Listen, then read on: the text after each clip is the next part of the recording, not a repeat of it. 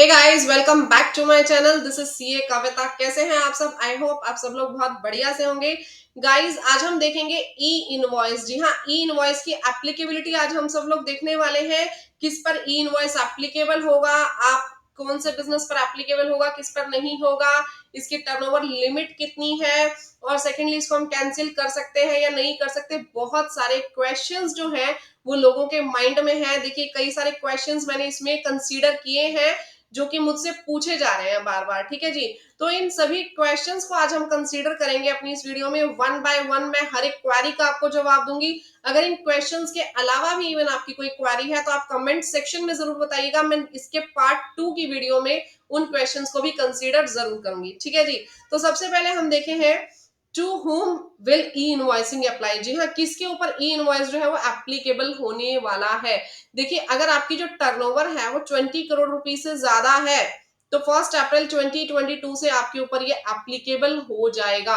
अब बात आती है कि 20 करोड़ टर्नओवर हमें लेनी कब की है। तो मैं आपको बता दूं, 1 जुलाई 2017 को आपके पास जीएसटी आया था। ठीक है जी, तो फाइनेंशियल ईयर 17 18 18 19 19 20 20 21 और 21 22, अगर इन पांचों में से किसी भी फाइनेंशियल ईयर में आपकी जो टर्नओवर है that is greater than 20 crore rupees, 20 CR से अगर आपकी ज्यादा है, किसी भी एक फाइनेंशियल ईयर में भी अगर ज्यादा है, मैं सबकी नहीं कह रही, इन पांचों में से किसी एक फाइनेंशियल ईयर में भी अगर आपकी टर्नओवर 20 करोड़ से ज्यादा है तो आपके ऊपर ई इनवॉइस एप्लीकेबल है। आपको वो लेना पड़ेगा, आपको बनाना पड़ेगा ई invoice. Clear? Now the second question is that कि जो लोगों का क्वेश्चन आया मेरे पास कि मैम, फाइनेंशियल ईयर 17-18 में हमारी जो टर्नओवर है वो हम किस बेस पे काउंट करें। ठीक है जी, जो हमारे पास जीएसटी आया था, जीएसटी एप्लीकेबल कब हुआ था? 1 जुलाई 2017 से, 1 जुलाई 2017 से।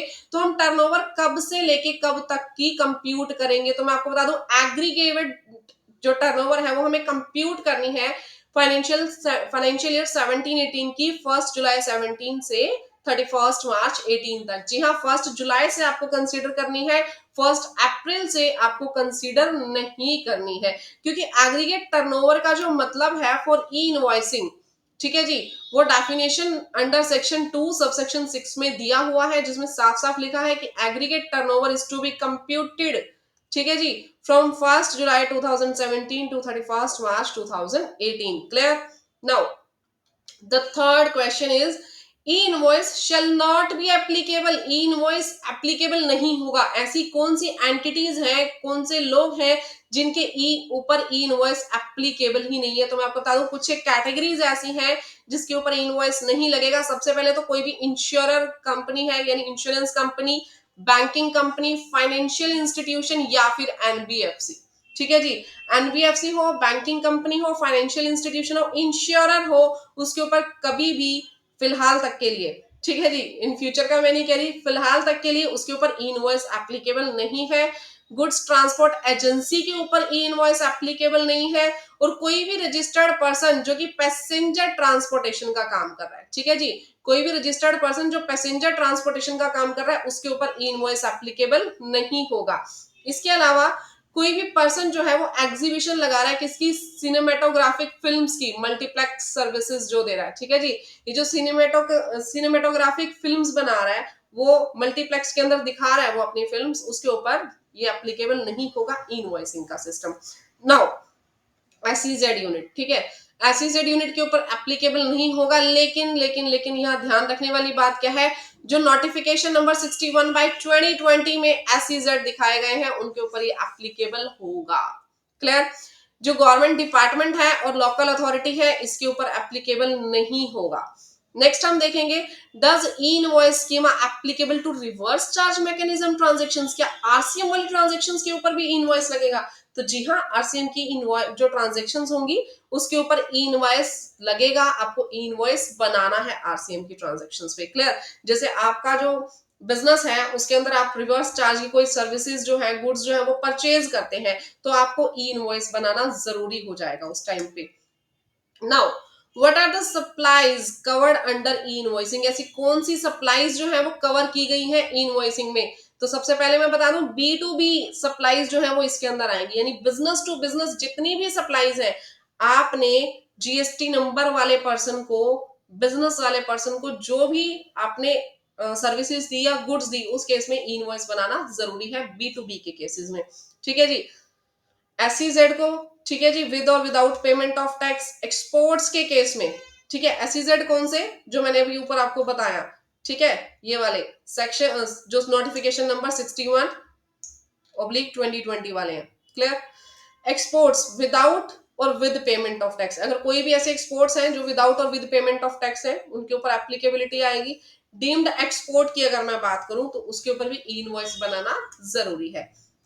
नेक्स्ट हम देखेंगे invoice applicability on nil rated और होली एग्जम्प्टेड सप्लाई। ये बहुत लोगों का क्वेश्चन है कि जो निल रेटेड है और होली एग्जम्प्टेड जो सप्लाई है, क्या उनके ऊपर भी एप्लीकेबिलिटी आएगी? तो उन लोगों के लिए खुशखबरी है, उनके ऊपर एप्लीकेबिलिटी नहीं आएगी। अब उनके ऊपर एप्लीकेबिलिटी क्यों नहीं आएगी? देखिए, जो भी निल रेटेड और होली एग्जम्प्टेड सप्लाई है ना, वो इनवॉइस बनाती नहीं है, वो इनवॉइस जनरेट ही नहीं करती। वो लोग क्या बनाते हैं? बिल ऑफ सप्लाई बनाते हैं। ठीक है जी। तो यहाँ पे क्या होता है, सिर्फ एक बिल ऑफ सप्लाई बनता है, ये कोई टैक्स इनवॉइस इशू नहीं करते, क्योंकि होली एग्जम्प्टेड या नील रेटेड वाली सप्लाईज होती हैं, तो इनके ऊपर ई इनवॉइस की एप्लीकेबिलिटी भी नहीं है। क्लियर। नेक्स्ट हम देखेंगे, do any commercial credit notes need to be reported in the IRP. जो एक कॉमर्शियल या फाइनेंशियल क्रेडिट नोट की बात हो रही है, ध्यान से देखिए, यहाँ पे जो बात हुई वो किसकी हुई, मैं फिर से यहाँ पे टिक कर देती हूँ। या तो फाइनेंशियल क्रेडिट नोट है या फिर कॉमर्शियल क्रेडिट नोट है, क्या उन्हें भी रिपोर्ट करना है? तो नहीं, उन्हें रिपोर्ट नहीं करना। जो जीएसटी से रिलेटेड क्रेडिट और डेबिट नोट है ना, देखिए, जो जीएसटी से रिलेटेड डेबिट क्रेडिट नोट है, आप उन्हें जरूर दिखाएं। ठीक है जी। लेकिन फाइनेंशियल और कॉमर्शियल जो क्रेडिट नोट्स हैं, आपको वो नहीं दिखाने। सिर्फ अंडर सेक्शन 34 ऑफ सीजीएसटी और एसजीएसटी एक्ट जो आपके पास क्रेडिट नोट बने हैं, वही आप दिखाएंगे। देखिए, अगर कोई आपने सेल कम दिखा दी या ज्यादा दिखा दी, उसको एडजस्ट करने के लिए जो आप डेबिट क्रेडिट नोट देते हैं, टैक्सेबल वैल्यू कम दिखा दी या सीजीएसटी एसजीएसटी कम ज्यादा दिखा दिया, वो डेबिट क्रेडिट नोट जो सेक्शन 34 में हमारे पास कवर होते हैं, section 34 of CGST act and SGST act. Clear. तो वो आपको दिखाने हैं, अदर आपको कुछ नहीं दिखाना है इसके अंदर। Other than that, can more than one IRN can be generated. Next question क्या है आपके पास, क्या एक से ज्यादा आईआरएन आप जनरेट कर सकते हैं सेम इनवॉइस का? नहीं, आप सेम इनवॉइस का एक से ज्यादा आईआरएन जनरेट नहीं कर सकते, क्योंकि जब आप उसको जनरेट करोगे ना, तो यहाँ पे क्या है, वो एक चेक सिस्टम उसके अंदर ऑटोमेटिकली इंक्लूड किया गया है। ठीक है, एक सिस्टम, चेक सिस्टम उसमें इंक्लूड किया गया है। वो जो चेक सिस्टम है वो ऑलरेडी आपको रोक देगा कि नहीं, ये इनवॉइस नंबर आप ऑलरेडी इसके अंदर अपलोड कर चुके हैं, ये इनवॉइस नंबर फिर से आप उसमें अपलोड नहीं कर सकते हैं, तो सेम आईआरएन नंबर आप उसमें नहीं लेंगे, वो आपको खुद से आगे जाने से रोक देगा।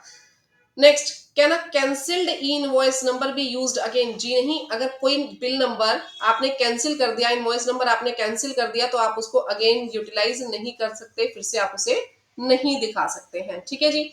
आगे अगर मैं बात करूं, can eco generate E invoice? क्या ईसीओ को ई इनवॉइस जनरेट करना है? देखिए, ईसीओ को कुछ एक इनवॉइस जो है वो रिपोर्ट करने के लिए स्पेसिफिकली बोला गया है, किसमें? रूल 48 सब रूल 4 में। ठीक है जी। ईसीओ को स्पेसिफिकली बोला गया है कुछ एक नोटिफाइड पर्सन के लिए कि वो रूल 48 सब रूल 4 में इनवॉइस जनरेट करेगा। तो जो इस रूल में ईसीओ नोटिफाइड है, वो अपने उस क्लाइंट के बिहाफ पर जनरेट करेंगे ई इनवॉइस। ठीक है जी, वो अपने क्लाइंट के बिहाफ पर ई इनवॉइस जनरेट करेंगे।